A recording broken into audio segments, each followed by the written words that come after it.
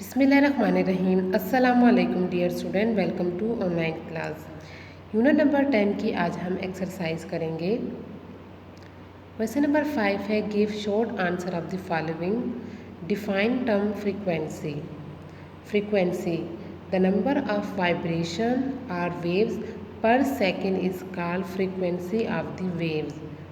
यानी हमारे पास जितनी भी नंबर ऑफ वाइब्रेशन एक सेकंड में होती हैं तो वो हमारे पास क्या कहलाती है, फ्रीक्वेंसी कहलाती है। Define wave length, the distance between two consecutive crest और two consecutive trough of a transverse waves is called wave length. यानी हमारे पास दो क्रस्ट के दरमियान जो और दो ट्रफ के दरमियान जो डिस्टेंस होगा ट्रांसफर वेव्स में, वो हमारे पास क्या कहलाता है, वेव लेंथ कहलाता है। डिफाइन टाइम पीरियड, हेडिंग देनी है time period. The time taken to complete one vibration is called time period. यानी एक वाइब्रेशन को कंप्लीट करने के लिए जितना टाइम लगता है वो हमारे पास क्या होता है, टाइम पीरियड होता है। क्वेश्चन नंबर 4 है, define velocity of a waves.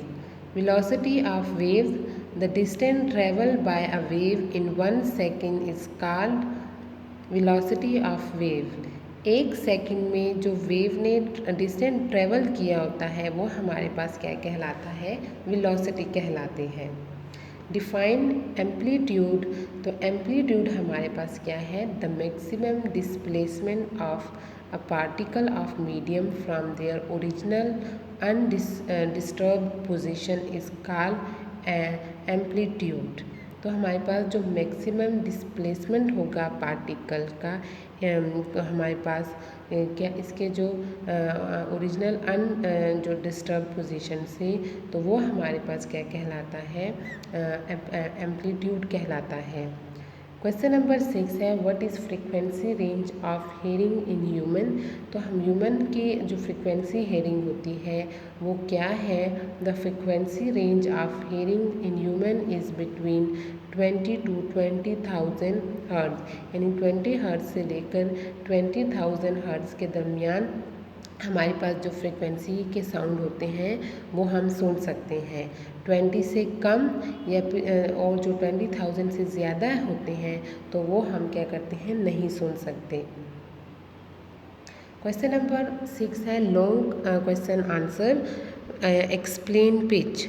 तो पिच हमारे पास क्या है, the characteristic of sound by which a shrill sound can be distinguished from a grave one is called pitch.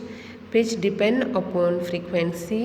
Greater the frequency, higher the pitch, and lower the frequency, lower the pitch. यानी हमारे पास pitch क्या होती है, frequency पे depend करती है। जितनी हमारे पास फ्रीक्वेंसी ज़्यादा होती है तो जो पिच होगी वो हमारे पास ज़्यादा होगी, और फ्रीक्वेंसी कम होगी तो हमारे पास जो पिच होगी वो भी कम होगी। Explain Audible frequency range. Human ear can hear a sound only if its frequency lies between 20 and 20,000 hertz. Human ear neither hear a sound of frequency less than 20 hertz nor sound of frequency more than 20,000 hertz. The audible frequency range differ a little for different person.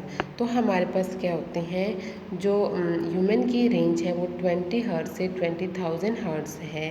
तो 20 इससे जो हमारे पास 20 hertz से कम frequency वाले sound होते हैं वो हम नहीं सुन सकते, और ना ही 20,000 हर्ट्ज़ से ज़्यादा वाली फ्रिक्वेंसी के साउंड हम सुन सकते हैं। जो हमारे पास जो रेंज होती है वो डिफरेंट पर्सन के हमारे पास चेंज होती है। जैसे कि ओल्ड हमारे पास होंगे तो वो क्या करते हैं, वो उनको कम सुनाई देता है। इसी तरह जो चिल्ड्रन होते हैं उनकी भी जो रेंज होती है वो चेंज होती है।